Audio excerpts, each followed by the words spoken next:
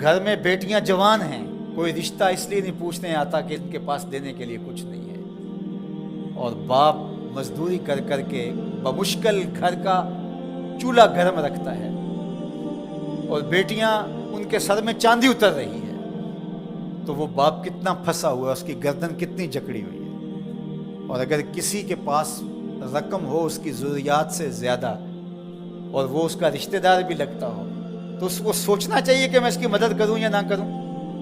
اس کو کیلکولیٹر لے کے حساب کرنا چاہیے کہ یہ میرا بھائی ہے، یہ میرا بھانجا ہے، یہ میرا بھتیجا ہے، یہ میرے چچا کا بیٹا ہے، یہ میری پھوپھی کا بیٹا ہے، یہ پھنسا ہے، اس کی بیٹیاں جوان ہیں، کوئی وسیلہ ہی نہیں ہے، بمشکل گھر کے اندر کھانا پورا ہوتا ہے، اور بیٹیاں گھر کی دہلیز میں بوڑھی ہو رہی ہیں، اور اس کے پاس دولت کے انبار ہیں، اور یہ سوچے گا۔ اللہ فرماتا ہے یہاں بغیر سوچنے کے چھلانگ لگانی پڑے گی، یہاں نفع نقصان نہیں دیکھنا پڑے گا، یہاں کساد بازاری کا نہیں سوچنا پڑے گا۔ فَلَقْتَحَمَ الْعَقَبَةَ، یہ بغیر سوچے سمجھے کودا کیوں نہیں ہے، یہ مشکل گھاٹی چڑھا کیوں نہیں ہے۔ وَمَا أَدْرَاكَ مَا الْعَقَبَةُ، یہ جانتا ہے کہ مشکل گھاٹی کیا ہے۔ فَكُّ رَقَبَةٍ، کسی پھنسے ہوئے کی گردن کو چھڑانا ہے، کسی مشکل میں پھنسے ہوئے لوگوں کی مدد کرنا ہے۔ تو اب یہ سوچے گا کہ ابھی تو میں نے فلاں پلاٹ بھی خریدنا ہے، ابھی یہ بھی کرنا ہے، ایک فیکٹری نہیں لگانی ہے میں نے تو اس کے لیے رقم جمع کر، کیا یہ ضرب تقسیمیں دے گا؟ کہا اگر اسلام کا نور سینے میں اترا ہوا ہے تو اپنے بھائی کی مصیبت کو دیکھ لے گا جب، اور وہ جانتا ہے یہ واقعی پھنسا ہوا ہے، تو پھر اس گھاٹی میں چھلانگ لگاتے ہوئے وہ دائیں بائیں نہیں دیکھے گا، وہ فوراً چڑھ دوڑے گا اور فوراً فیصلہ کرے گا تاکہ دکھی کو مصیبت سے نکال سکے۔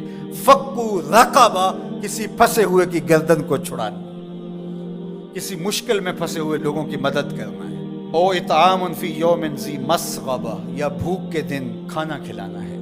لاک ڈاؤن لگ گیا، لوگ ترس گئے، فاقے آ گئے، گھر میں بہت پڑا ہوا ہے، تو یہ سوچا جائے گا کہ میں نے تو 3 سال کے لیے رکھا ہے اور یہ بندہ ریڑیاں رگڑ کے مر رہا ہے، اگر میں اس کو دے دیا تو 3 سال کے بعد تو میرے پاس کچھ نہیں ہوگا۔ یہ بات سوچنے کی نہیں تھی کہ 3 سال بعد میرے پاس کیا ہوگا۔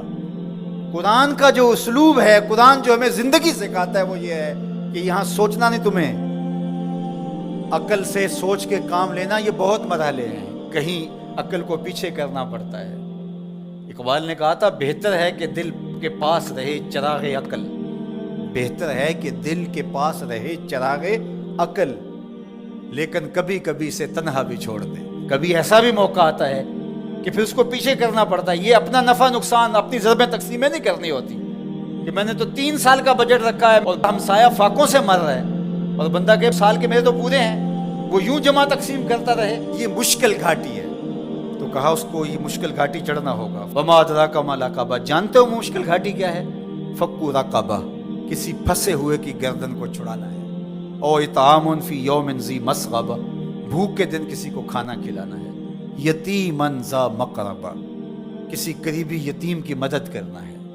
او مسکینا ذا متربہ، یا خاک نشین مسکین کی مدد کرنا ہے۔ یہاں جو لفظ قرآن نے استعمال کیا نا، یتیما ذا مقربہ، قریبی یتیم، تو کیا اس کا مفہوم یہ نکلتا ہے کہ جو دور کا یتیم ہے اس کی مدد نہیں کرنی؟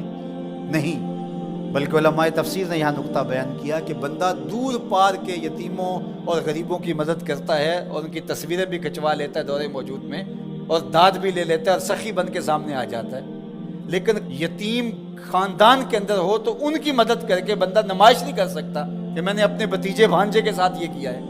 جو بندہ نفس کا غلام بن جاتا ہے اس کے لیے مشکل ہو جاتا ہے۔ تو اس لیے اللہ تعالیٰ نے یہاں جو لفظ بیان فرمایا، یتیما ذا مقربہ، قریبی یتیم کی مدد کرنا، او مسکینا ذا متربہ، یا خاک نشین مسکین کی مدد کرنا۔ کچھ لوگ، انہیں پتہ ہے ہماری ہمسائیگی کے اندر ان کے ہاں نان شبینہ بھی نہیں ہے، تو وہاں جو ہے وہ مہینے میں 500 روپیہ دیں گے، اور 500 روپیہ دے کے یہ سمجھیں گے کہ ہم نے حق ادا کر دیا، ان کی ضرورت کو آپ نے پورا کرنا تھا۔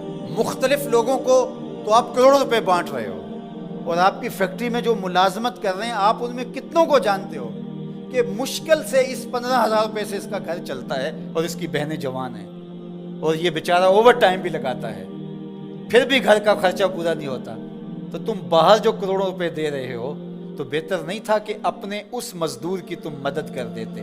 اللہ ہم سب کو سورہ البلد کے مضامین پر غور و تأمل کی توفیق۔